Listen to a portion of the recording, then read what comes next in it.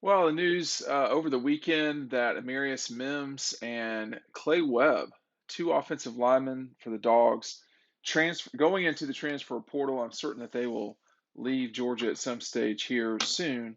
And what does this mean for the Dogs moving forward? I mean, you're talking about Emmarius Mims, a guy who, well, neither of these guys have ever played a down that was significant.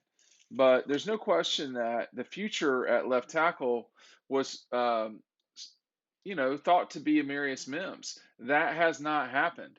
And there's a lot to talk about in all of this, but it does. You don't ever want to lose a five-star guy like that, and then you back that up with, Clay Webb, another five-star prospect considered a five-star by several outlets, being gone as well. These are well, I want to get into a lot of this because this makes sense in some ways, and in a lot of ways, people watching this, Georgia fans, they're going to be upset about it. But in the new world of college football, the transfer portal is there. It's there to be taken advantage of by the student athletes as well as the schools.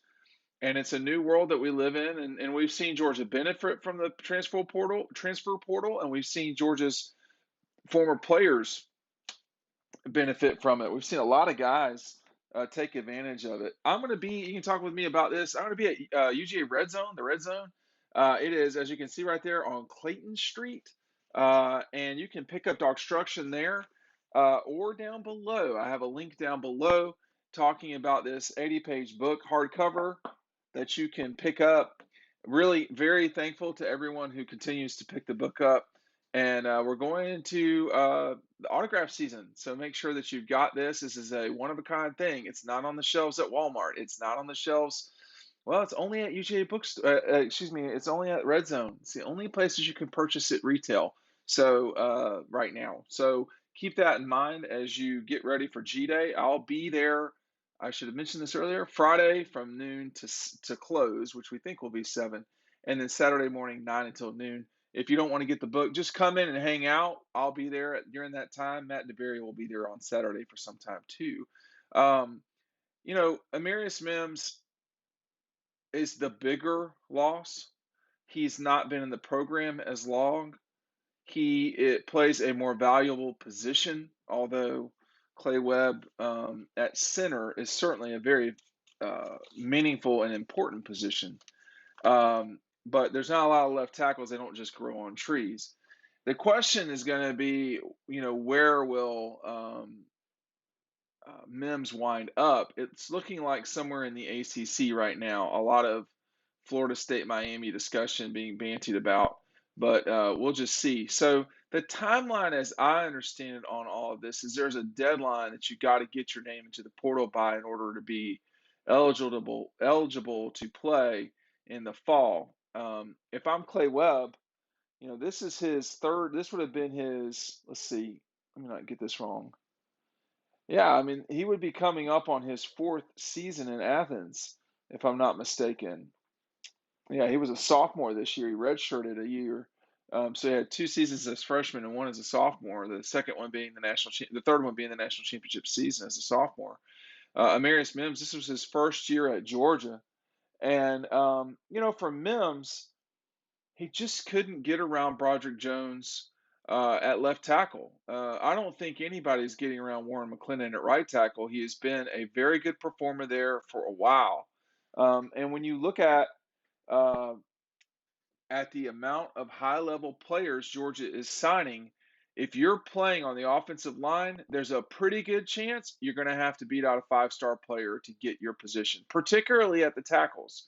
Now, Warren Mclennan, no, he's not a five-star player, but Jamari was a season ago. Broderick Jones is now. This is what it is, and I'm not suggesting anything beyond he didn't win the job, and you know, if he's going to go play in the NFL as very possibly a first round draft pick, he needs to play and needs to play sooner than later. There's also a line of thought which is, hey, you stay and you develop yourself at Georgia. Take a look at Channing Tindall, Quay Walker. These are guys who were playing behind very good players at Georgia, and they are moving their way up the draft board in a significant way, even though they weren't starters for not just the bulk of their career, but as seniors, they were not starters at times. So I don't really fault Emmarius for doing what he feels like is best for him at all. I think for Clay Webb, this is the right move. It was time to move on. And honestly, by my count, Georgia's a little bit over right now in terms of scholarships. So that's something that they're going to have to deal with, and they always do. I don't think you'd prefer to lose the left tackle, but you're talking about, I mean, if you're Georgia right now, you're talking about a reserve two reserve offensive linemen. That one of them, that they were both 5-star players, is certainly going to get clicks and headlines. But there's a lot of there's a lot of 5-star players on this team. For instance, this past season there were 17 players on Georgia's offensive line. Um, and let's just a very quick count. 7 of them were top 100 players, and in that group was Mims, Morris, Fairchild, Jones, Ratledge, Webb, and Jamari. Did I say 7? That looks actually more like 5. And excuse me, more like 6. 1, 2, 3, 4. Yes, no, it is Mims, Morris, Fairchild, Jones, Ratledge, Mims, Morris, Fairchild, Jones, Ratledge, Webb, Jamari. I was right the first time. Sorry about that. The Cap County Schools, public schools. My arithmetic and counting for the day. So it in the short term, I'm not sure how much this hurts Georgia because you're talking about a reserve player. In the long term, you always want depth on the offensive line, and now that's going to be impacted a little bit. I watch for Willock. He has definitely had a good run. I don't.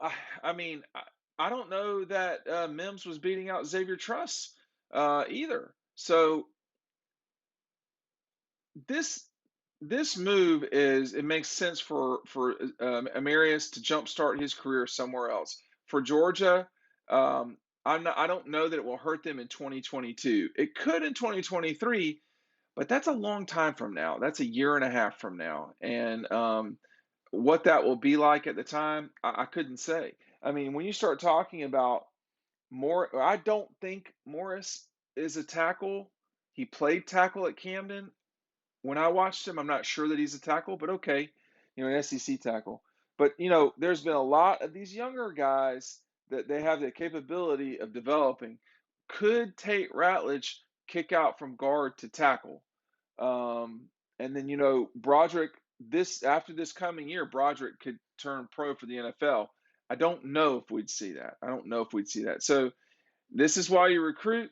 The new reality of the portal is there, and hey, the new reality is I'll see you at Red Zone on Clayton Street this Friday at noon to 7.